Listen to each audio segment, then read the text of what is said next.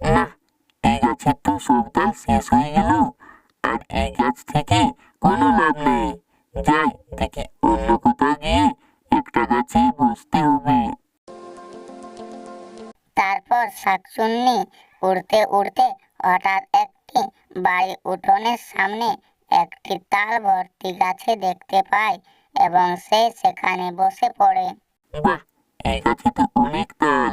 এতদিন পরে একটা ভালো তাল গাছ পেয়েছে।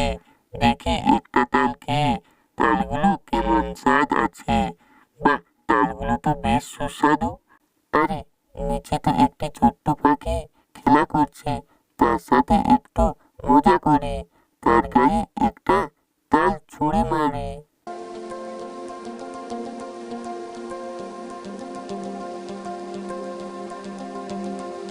এ কি, তালটা কোথা থেকে আসলো? গাছটা তো অনেক দূরে।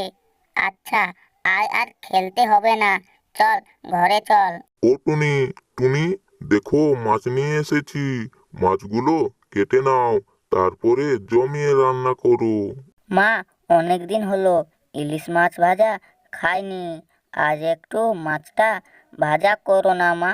আচ্ছা, ঠিক আছে, আজকে মাছটা ভাজা করব। আমারও মাছ ভাজা খেতে ইচ্ছে করছে। একে মাছ ভাজা গন্ধ পাচ্ছে। কতদিন হলো মাছ ভাজা খাইনি। যাই একটু ভাজা মাছ খেয়ে আসে। মাছগুলো তো ভাজা হয়ে গেল। যাই মেয়েটাকে আর ওর বাবাকে ডেকে নিয়ে আসি।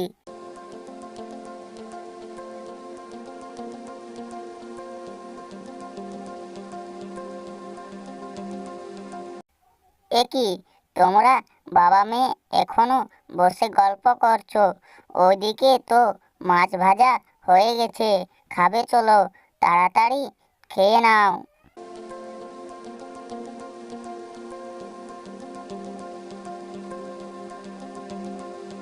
বাহ, মাছগুলো তো অনেক সুস্বাদু। কতদিন পর এত সুস্বাদু মাছ ভাজা খেলাম। যাই তাড়াতাড়ি করে আবার তাল গাছে উঠে যায়, না হলে আমাকে দেখে ফেলবে।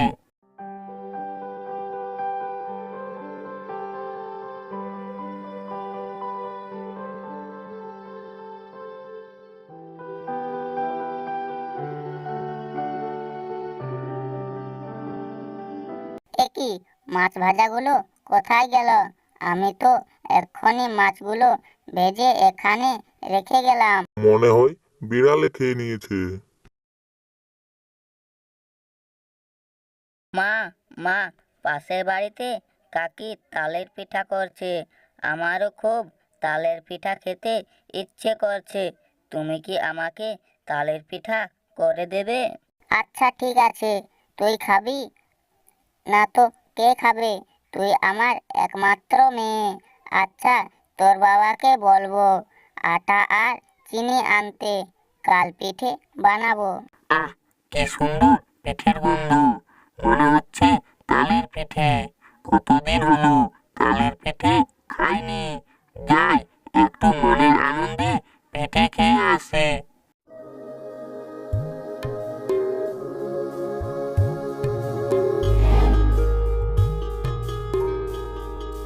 টুনির মেয়ের রূপ ধরে নিলাম। এখন আর আমাকে কেউ চিনতে পারবে না। যাই, আজ মজা করে পিঠাগুলো খেয়ে আসি। পিঠা তো বানানো হয়ে গেল।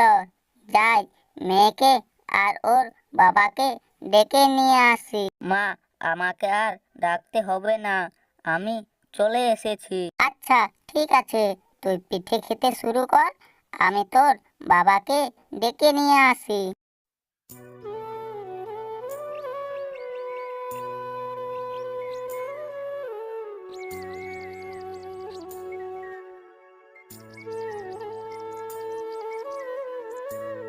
আরে, তুই এখানে বসে আছিস? তাহলে রান্নাঘরে পিঠা খাচ্ছে ওটা কে? না মা, কি বলছো? আমি তো বাবার সাথে সে তখন থেকে পিঠা খাবো বলে বসে আছি। এটা নিশ্চয় কোনো শাকচুন্নির কাজ। তাহলে সেদিনও মনে হয় শাকচুন্নিটাই মাছ ভাজা খেয়েছিল। তাড়াতাড়ি চলো তো দেখি শাকচুন্নি এখনো আছে না নেই।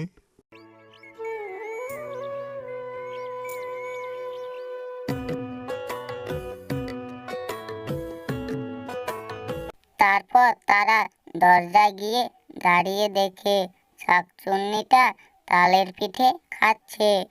এই দেখে সঙ্গে সঙ্গে একটি সাধু বাবার কাছে চলে যায় এবং সব কিছু খুলে বলে। হ্যাঁ, আমি সব বুঝতে পেরেছি। এটা একটা তাল গাছে থাকা শাকচুন্নি। ও এ গাছ থেকে তাল খেয়ে শেষ করে তারপরে আরেক গাছে গিয়ে বসে। এবার তোদের গাছে সব তাল শেষ করতে এসেছে। আমি তোকে একটা জলপোড়া দিচ্ছি। তুই জলপোড়া ওই তালের পিঠার সাথে মিক্স করে একটা বাটিতে করে তোর উঠোনের সামনে রেখে দিবি। যেই তালের পিঠাগুলো শাকচুন্নি খেতে আসবে, সঙ্গে সঙ্গে সে আগুনে জ্বলে মরে যাবে।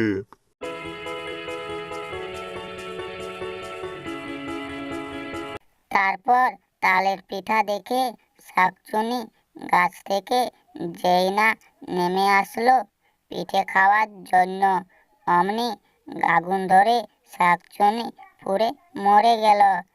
তারপর থেকে টুনির পরিবারে আর কোনো বিপদ থাকলো না।